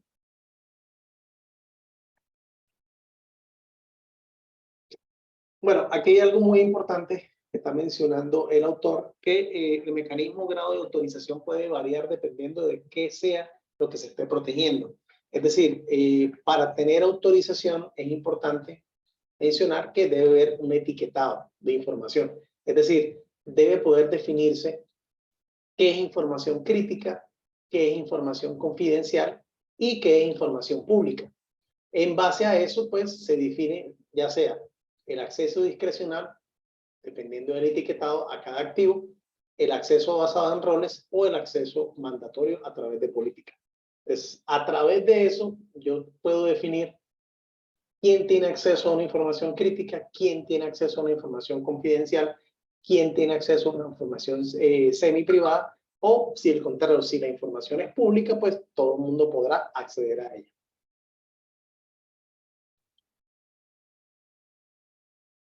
Bueno, vamos a entender ahora, aquí sí quiero que pongamos mucha atención, chicos, porque esto es muy importante que lo tengamos claro. Entender los conceptos de riesgo, amenaza y vulnerabilidad. Recordemos, como dije en el apartado anterior, estos conceptos son los bases o son las bases para construir un sistema de gestión de seguridad, porque ahorita lo vamos a ver, el objetivo primario del sistema de gestión de seguridad es proteger activos, protegerlos contra amenazas, pero para todo eso, pues primero debo identificar amenazas, poder identificar vulnerabilidades, poder valorar riesgos, poder diseñar planes de acción para mitigarlos, poder adquirir o implementar controles y poder sobre esos controles definir un marco de gobierno que al final va a proteger los activos contra amenazas tecnológicas. Entonces, fíjense que son conceptos relacionados. A veces esos conceptos no son tan sencillos de visualizar en la vida real o en la vida empresarial, cuando usted está desempeñándose como auditor o como diseñador o implementador del sistema. Pero pues comencemos con una base básica de entender los conceptos. Entonces vamos a poner un ejemplo, digamos, de lo que vimos acá en pantalla. Pues vemos que hay un volcán, pues realmente no sé si la imagen sea real, vamos a suponer que pues no es un fake news, sino que efectivamente pues algún periodista que estuvo de buenas pudo detectar este evento y ver cómo efectivamente un volcán hace erupción, pues que está muy cerca de una población. Entonces podemos ver un evento sobre los cuales pues nosotros tenemos unos elementos. Pues tenemos acá viviendas que obviamente pues en su mayoría van a estar habitadas. Tenemos un volcán, el cual está arrojando pues lava, ¿ya? Ya sabemos qué es la lava, ya sabemos lo que puede pasar si esos elementos pues llegan a relacionarse entre sí, ¿no? Entonces vamos a través de esta imagen, quiero que se concentren y que relacionen cada uno de los conceptos que vamos a ver ahora. El volcán, en este sentido, pues es la amenaza. ¿Por qué crees que es la amenaza? Porque pues está haciendo erupción muy cerca de un centro poblado, ¿no? Entonces, ¿cómo podemos definir la amenaza? Es cualquier actividad que represente un posible daño a su información. Fíjense, apreciada audiencia, que aquí hay un concepto muy importante. La amenaza se refiere a posible. Usted no necesariamente está recibiendo un daño, no necesariamente está viendo usted una exfiltración de la información, no necesariamente usted está presenciando o detectando la indisponibilidad de un servicio o un activo. Siempre la amenaza se ve en términos de posible. Existe la posibilidad de que la amenaza impacte su activo. Entonces, las amenazas también, pues, definición también es muy importante, pues pueden definirse como internas o externas. Después vamos a tener espacio para definir y profundizar en este concepto. Entonces, en este cuadro, ¿cuál es la amenaza? Es el volcán, ¿no? El volcán está ahí y representa una amenaza. Luego tenemos las viviendas. En este caso, las viviendas pues, constituyen una vulnerabilidad. Entonces, ¿qué es una vulnerabilidad? Es una debilidad en la seguridad de la información que puede ser explotada por una amenaza, que podría ser una debilidad en su sistema de seguridad, procesos y procedimientos. Acá, pues ya resumiendo este pequeño concepto, podemos ver que la vulnerabilidad es una debilidad en el control o la ausencia del control. Es decir, si usted tiene una red donde hay 30 equipos y de esos 30 equipos únicamente hay 15 con antivirus, usted tiene una vulnerabilidad sobre los 15 equipos que no tienen antivirus, porque como pues alguno de los equipos se infecte con un virus y su red no esté segmentada, pues muy posiblemente esos 15 equipos que no tienen antivirus pues van a ser infectados por este malware. En este caso, y para el cuadro que estamos estudiando, pues la vulnerabilidad son las casas. Ahora, pregunto, ¿realmente las casas por sí solas son la vulnerabilidad? o en este sentido, cuál es la vulnerabilidad de la situación que se está viendo como tal? Para ustedes, ¿cuál es la vulnerabilidad?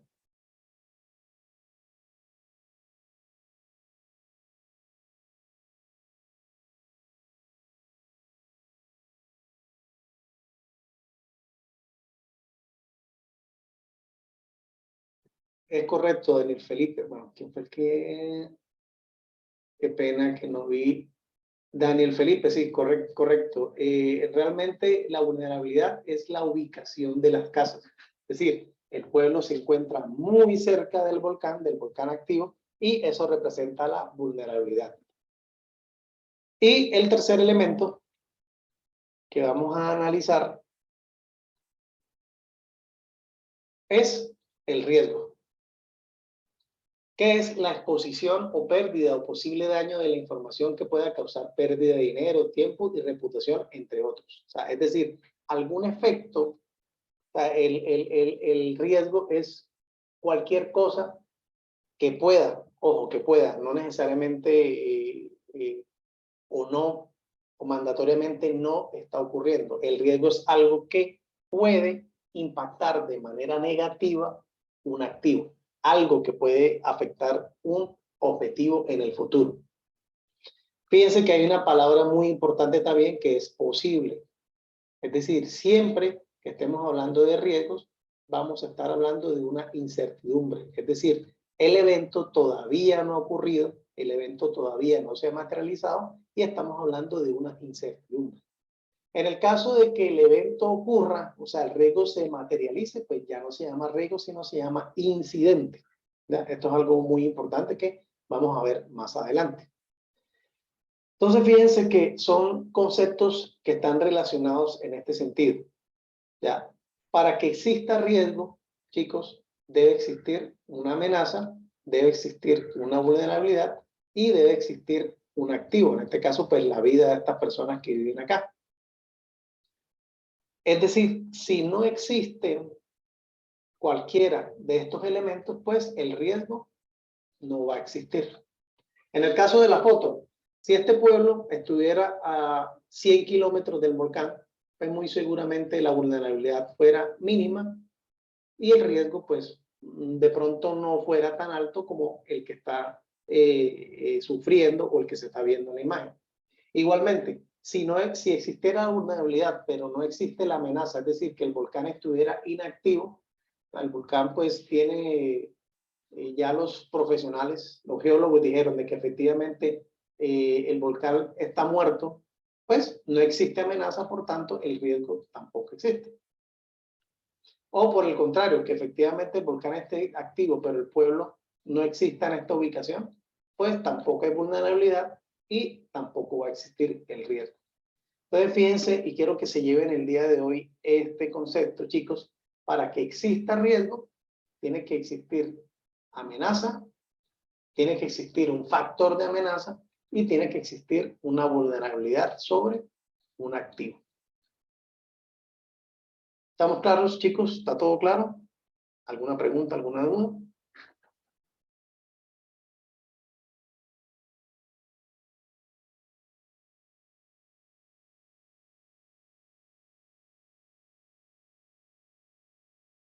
Muy bien, avancemos.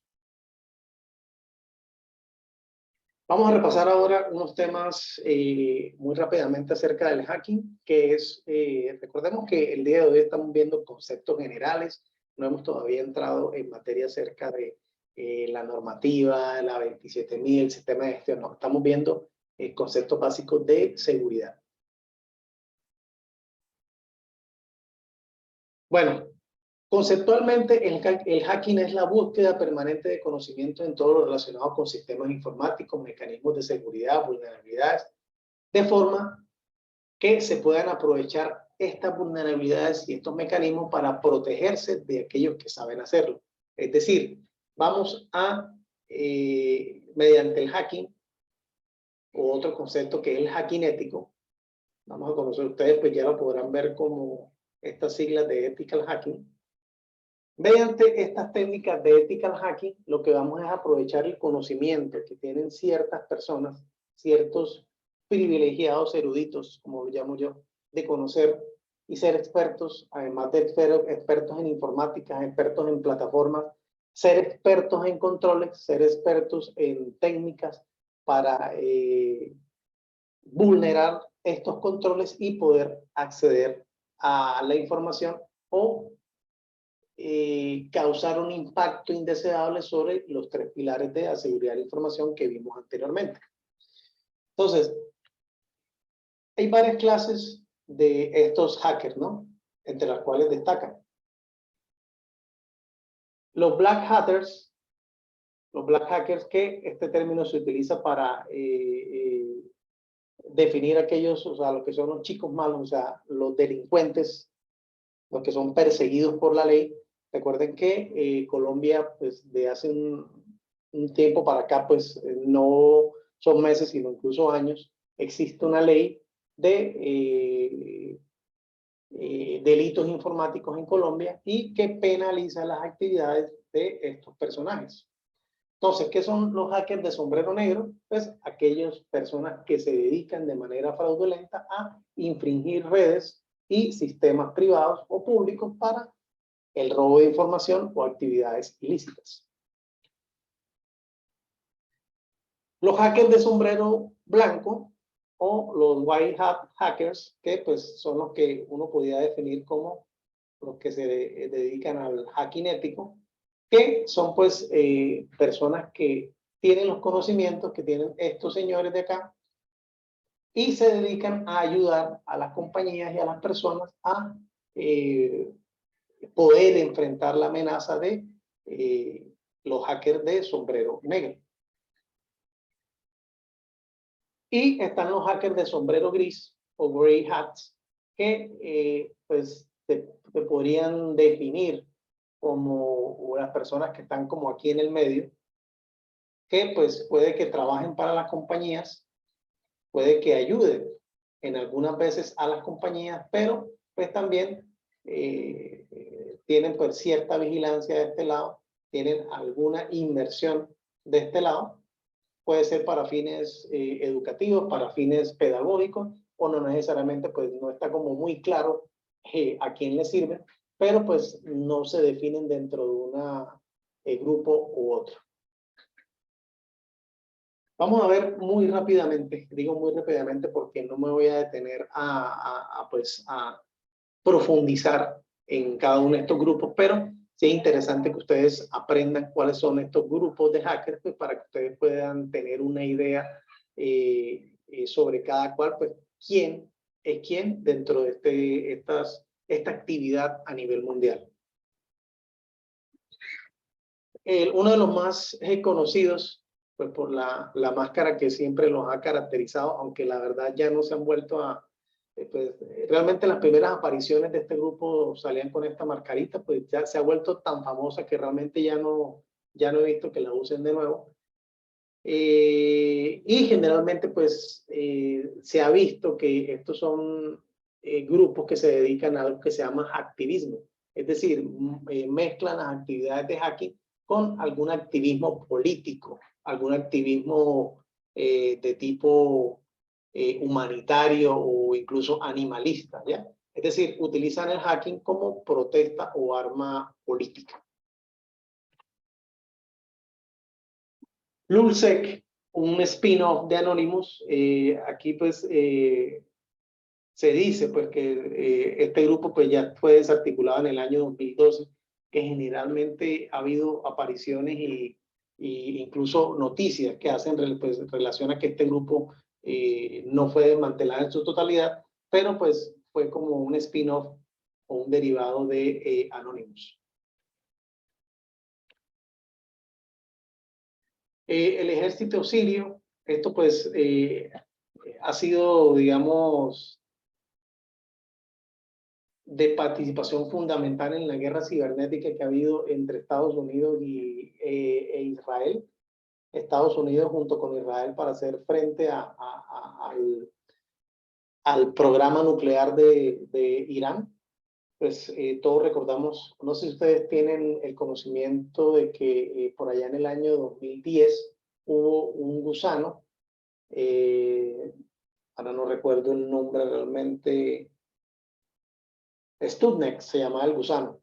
El Stuxnet fue un gusano desarrollado para atacar específicamente la infraestructura nuclear de Irán y pues dicen después de haber hecho análisis forense que tuvo su origen en Israel o Estados Unidos. De hecho fue el primer caso o el primer indicio de guerra cibernética y pues este grupo de hackers pues, nació y fue establecido para dar respuesta a este tipo de ataques desde Estados Unidos.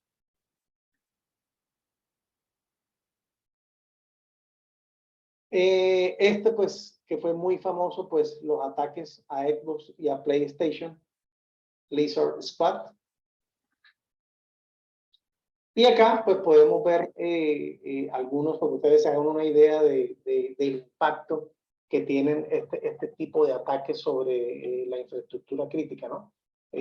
No solamente, y fíjense, apreciada audiencia, que no solamente el impacto que pueda tener a nivel reputacional o a nivel siquiera financiero sobre una sola compañía, sino a nivel mundial, o sea, el alcance de algunos ataques a nivel mundial para una compañía. Y eso, obviamente, pues trae otras consecuencias nefastas, que es la reputación, la pérdida de clientes e incluso, pues, la discontinuidad de una compañía en un mercado. Entonces, podemos encontrar eventos que han sido masivos y que han tenido el foco de los medios, con el de Ashley Madison, el de WannaCry. Específicamente de WannaCry tuve la oportunidad de estudiarlo a fondo, pues cuando hice el posgrado en seguridad a nivel forense y a nivel de Red Team, tuve la oportunidad de estudiar a fondo cuál fue la causa del aprovechamiento de esas vulnerabilidades que permitieron la encriptación de archivos y de ahí pues el nacimiento de una nueva amenaza llamada ransomware. Y que fue un poquito más reciente, que fue una filtración de datos en Equifax. Esto pues ustedes, la idea es que quien esté apasionado por algo que en seguridad llamamos el Red Team o la seguridad ofensiva, pues son los señores que se dedican a hacer pruebas de seguridad y pruebas de penetración, pues pueden investigarlos y ver pues cuál es el alcance nefasto que pueden tener los ataques si no se previenen. Bueno, sigamos. Vamos por último, pues muchachos, no nos falta mucho, por eso pues les dije que el día de hoy realmente nos falta muy poco y no sería práctico hacer un break, pues, porque ya vamos a terminar, por eso pues considero que debemos seguir. Vamos a estudiar ahora un poco pues las diferencias y el concepto de infraestructuras IT y OT y cómo el gobierno de IT o de OT puede unificarse pues, para poder facilitar las labores o las tareas de un sistema de gestión de seguridad. Regálame 2 segundos.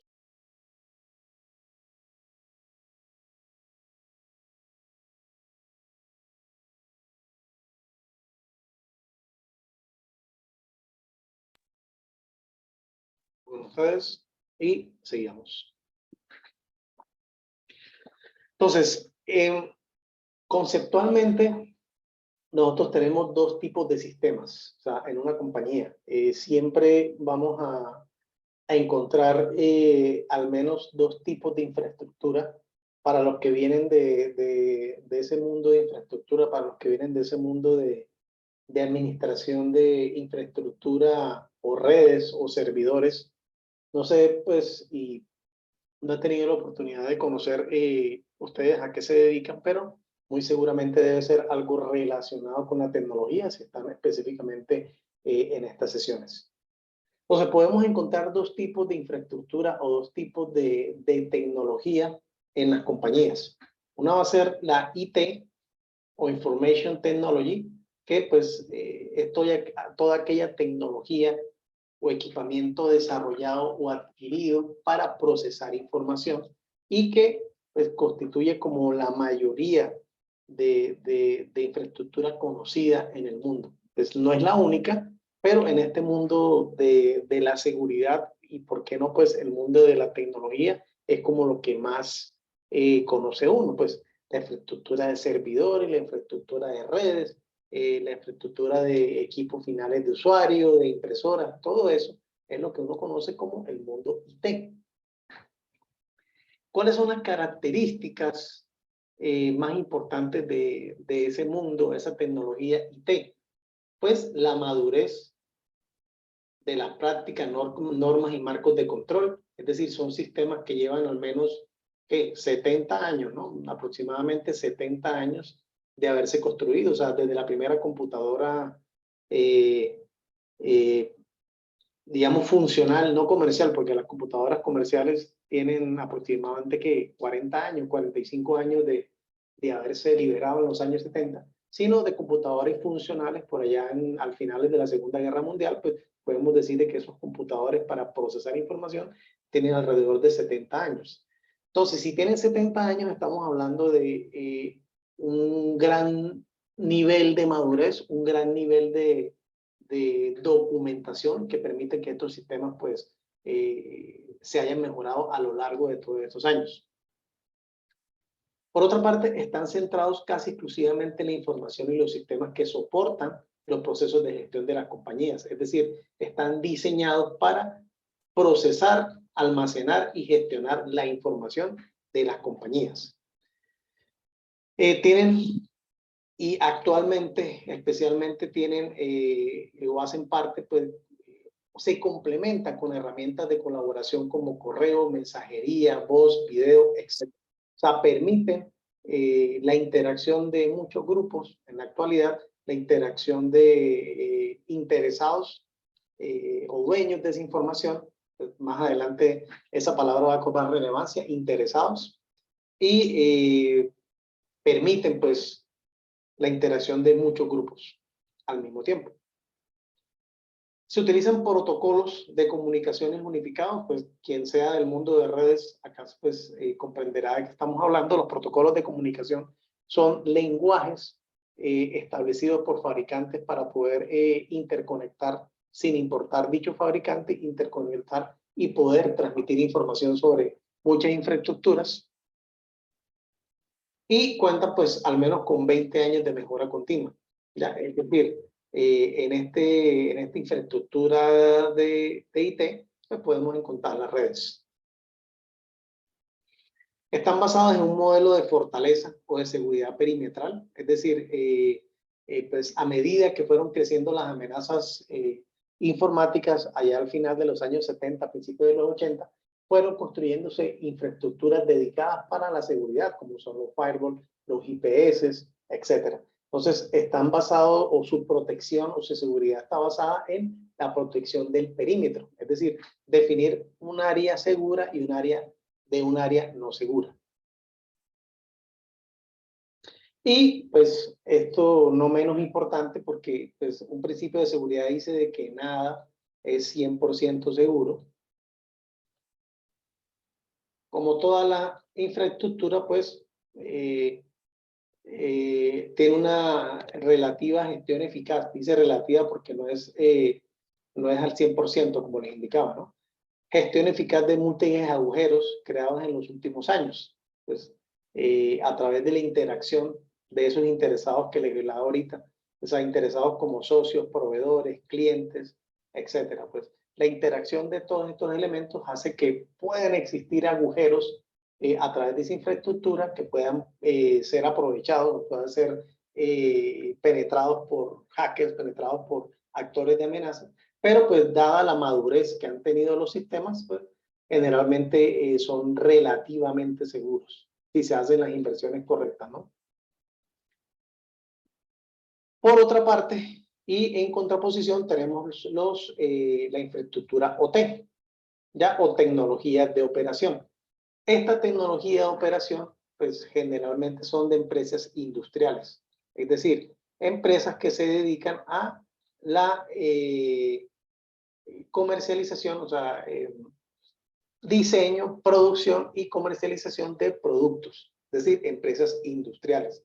Generalmente esta tecnología de operación pues son sistemas que a pesar que son viejos, son sistemas que vienen incluso de los años 1800, por allá de la tercera revolución industrial, ya, digamos, son sistemas que se comenzaron a diseñar para automatizar las líneas de producción y obviamente pues no están vigentes desde esa época, pero su concepción o nacieron pues, precisamente de la automatización de esas líneas de producción que iniciaron esa tercera revolución industrial. Y pues su objetivo es controlar la operación diaria de esas industrias, ¿ya? Desde su inicio, como les estaba indicando. Son sistemas que suelen estar aislados de los demás sistemas corporativos, es decir, no están intercomunicados como los sistemas IT a través de redes. Y estos ejemplos de estos sistemas OT o sistemas operacionales a nivel industrial son los sistemas SCADA, DSS y los PLC, que son las controladoras programables, ¿no? Chicos, ¿hasta acá tienen ustedes alguna duda de los dos tipos de infraestructura, los dos tipos de sistemas? ¿Vamos bien?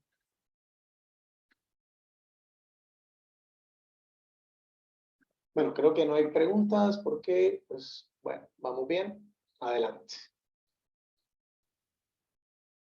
Bueno, en esta tablita, que realmente no quiero que se la aprendan porque ustedes la van a tener disponible en el material. Recuerden que esta presentación y el video, pues que va a estar disponible para ustedes en 1 o máximo 2 días, pues pueden volver a repasar el concepto.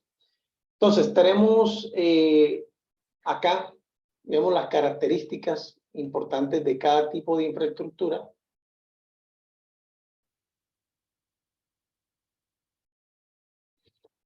Y tenemos el aspecto sobre el cual se diferencia.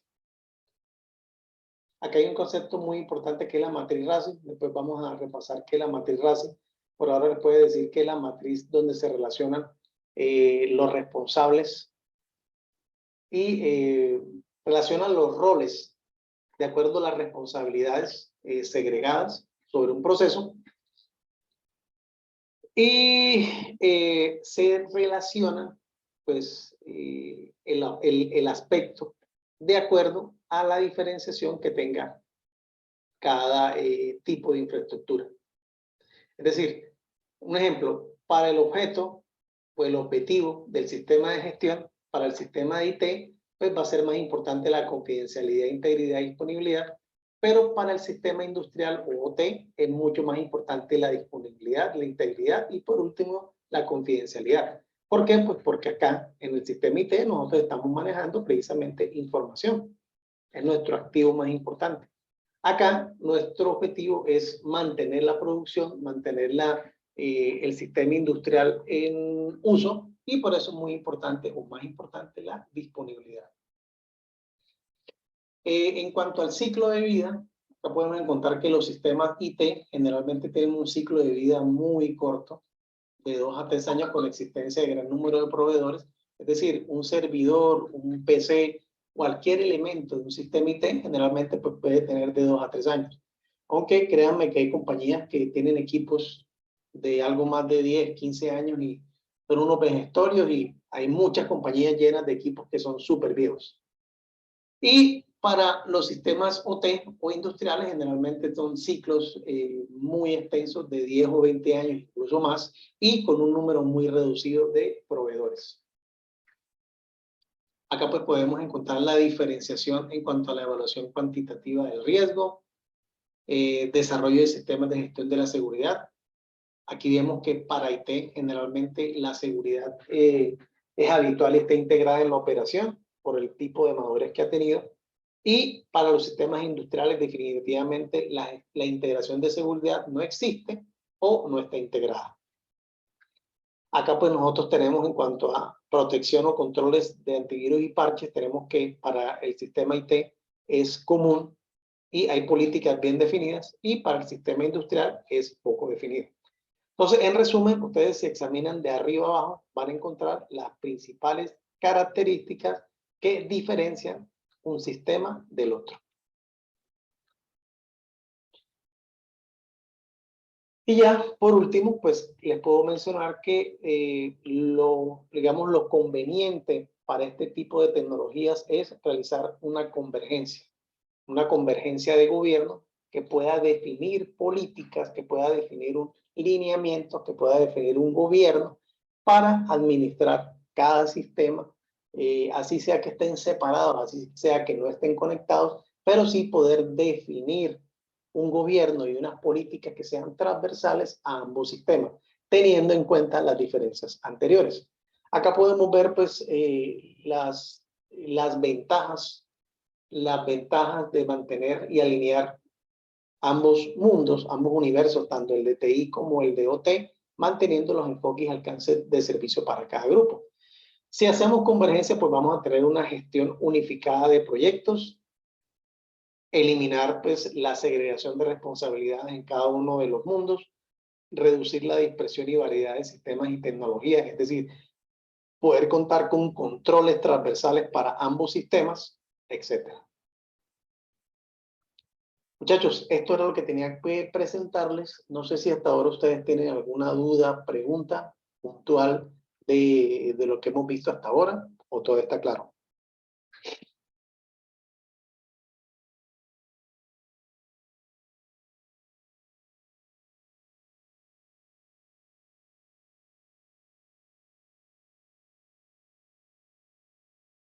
Si todo está claro, chicos, acá pues quiero que pongan mucha atención porque para la próxima clase quiero que por favor intenten, digo intenten porque pues sé que muchos de ustedes tienen otras obligaciones, tienen quizás trabajo durante el día, pero quiero que tomen nota y investiguen sobre lo siguiente.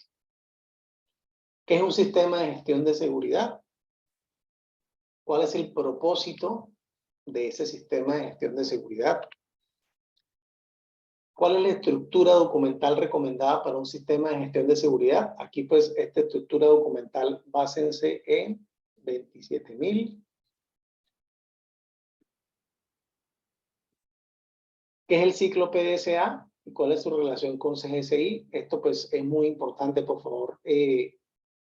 Desearía que tengan este concepto muy claro para la otra clase. Igual lo vamos a desarrollar, igual lo voy a explicar, lo vamos a seguir explicando a través de todo este ciclo, pero sí quiero que tomen el trabajo de investigar exactamente qué es ese ciclo, en qué consiste, cuál es su relación con el sistema de gestión. Y eso sería todo, chicos, por el día de hoy. Acá pongo de nuevo lo que es deseable que investiguen, lo que es deseable que tengan claro para poder entrar a explicarlo, poder entrar a definirlo y que ustedes puedan entrar a exponerme sus dudas. Señores, eso es todo lo que tenía para el día de hoy. Agradezco pues que me hayan prestado su atención. Deseo que sigan manteniendo ese ritmo de participación. Pues realmente en el día de hoy no tuvimos mucha asistencia, creo porque en esta ficha o en este curso están inscritos algo más de 50 personas, pues tenemos la quinta parte, pero esperemos que eso siga mejorando a través de los días.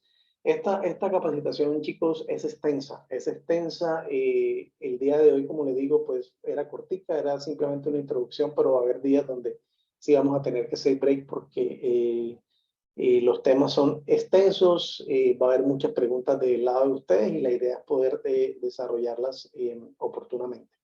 Pero pues eso sería todo por hoy, chicos. Agradezco mucho su asistencia. Los espero el próximo jueves, bien puntuales, a las 6 de la tarde.